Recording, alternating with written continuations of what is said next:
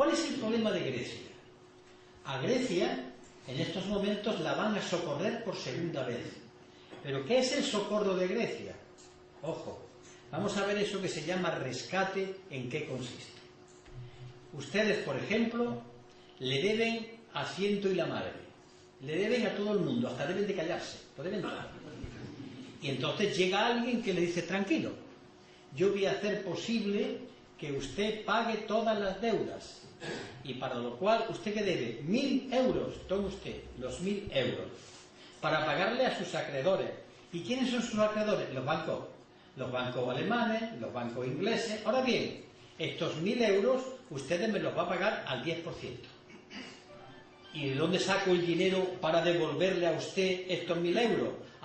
Venda usted las industrias del Estado, suba usted los impuestos a los trabajadores, con lo cual la gente no compra. ¿Y qué ocurre? Que no puedo pagar el segundo préstamo. Entonces dicen, tranquilo, yo voy otra vez al segundo rescate, le voy a prestar otra vez 1.000 euros, pero esta vez al 15%, para que ustedes me paguen la deuda que generó la deuda y la deuda. ¿Y con qué los pago? Pues vendiendo más industrias del Estado, aumentando a los trabajadores y haciendo más recortes a los funcionarios, hasta que ya termina por ahorcarse. Caso de Grecia, caso de Irlanda, caso de Portugal, y les anuncio que el próximo, digan los ministros lo que digan, va a ser España. Por una razón fundamental, porque estamos entrampados hasta los ojos, pero la trampa no es una trampa del Estado. España debe ahora mismo, 2,5 billones de euros. He dicho 2,5 billones de euros. Pero no crean ustedes que los debe el gobierno. El gobierno no llega ni siquiera a 1 billón de euros. El restante dinero, hasta 2,5 billones, lo deben. Son las deudas de las familias y las deudas de las empresas. Cada vez hay más pisos que se entregan porque no se pueden pagar. Las familias ya se encuentran con préstamos bastante difíciles de devolver y las empresas están hasta aquí. Por tanto, esa inmensa trampa tendrá que pagarse. ¿De dónde? ¿Cuándo vamos a devolver el dinero? Tarde, mal y nunca. Este es el porvenir que se nos viene en lo alto. Por tanto, la crisis es algo muy, muy gordo, tremendo.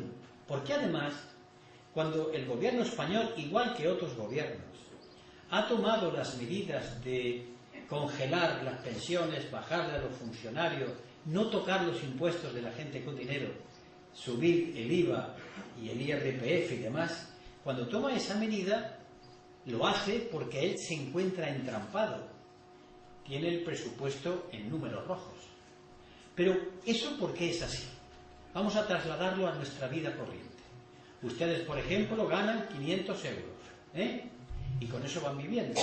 Pero ustedes, no sé cómo y de qué manera, todos los meses se gastan 600. Luego ustedes tienen 100 euros de números rojos todos los meses. Y claro, ustedes tienen dos soluciones. La primera solución es ganar más, pero ustedes no encuentran trabajo para ganar esos 100 euros. O la segunda solución es que ustedes gasten menos. Y dicen, pero si, ¿cómo voy a gastar menos? Si estoy este pan para este queso y este queso para este pan. Entonces alguien de su familia tiene una brillante idea. Bueno, para pagar los 100 primeros euros que yo debo, voy a vender la cocina. Vende los aparatos de cocina mientras ya calienta un poquito de lo que sea y come. Un mes pagan. Al mes siguiente ustedes venden el dormitorio, al mes siguiente venden el comedor, y cuando a ustedes ya no le quede nada que vender, ustedes siguen debiendo 100 euros y ustedes ya no tienen que devolver. Esto está ocurriendo cuando los gobiernos venden las industrias del Estado para pagar el déficit. El déficit no se soluciona porque se siguen debiendo 100 euros. Se han quedado sin industria.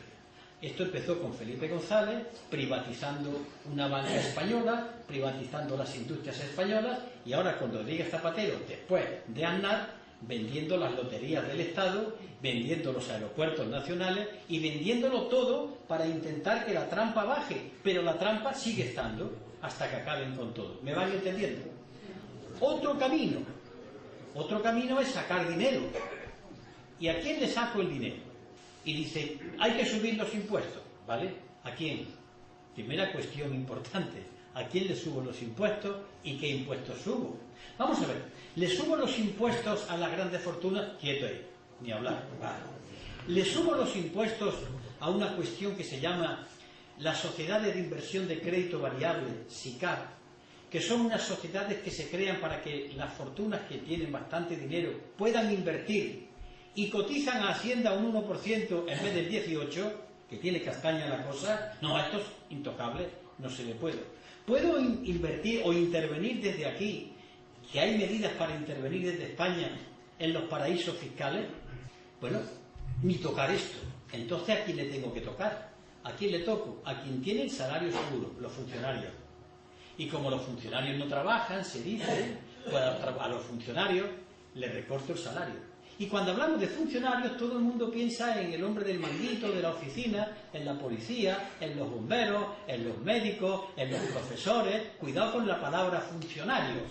Pero hay una parte de la población que se frota las manos de manera miserable porque le gusta la igualdad hacia abajo.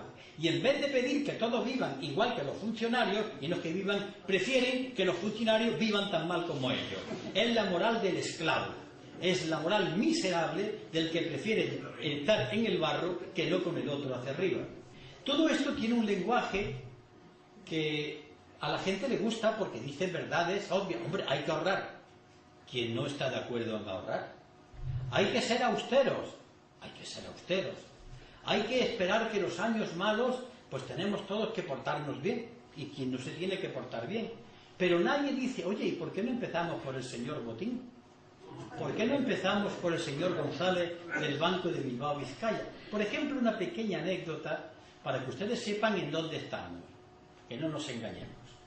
Hará de esto año y medio, esto que voy a contar está en un libro del catedrático de Estructura de Economía Aplicada, Juan Torres López, de la Universidad de Sevilla, en donde cuenta que hace un año y medio, cuando el señor Botín, presidente del Banco Santander, tiene que justificar dónde han ido a parar una serie de dinero que no le ha pagado a la Hacienda, el inspector de Hacienda y el abogado del Estado comienzan a hurgar y se encuentran con unas listas justificativas de por qué no paga, porque habla de unos préstamos que se le ha dado a personas, hasta que comprueba que esas personas llevan fallecidas años. Luego ha falsificado documento público. Resulta que cuando el abogado del Estado le mete mano al caballero, entonces le pide 170 años por estafa al erario público. Pues en ese momento en que el funcionario en cuestión, el abogado del Estado, comienza el proceso, al incoar el proceso, doña María Teresa Fernández de la Vega, vicepresidenta de Gobierno, lo llama y le dice, mire usted, señor abogado del Estado, yo como representante del Gobierno y por tanto que administro el Estado ahora, le digo que el Gobierno, que yo vicepresido, no se siente estafado. Y como no me siento estafado, deje usted el asunto. Y le perdona a don Emilio Botín la cantidad. Este es nuestro país. Este es nuestro país. No solamente en este caso, sino en otros muchos más que están publicados y que no se sabe. ¿Saben ustedes por qué? Esto es dramático. Porque ellos saben perfectamente que en nuestro país no se lee.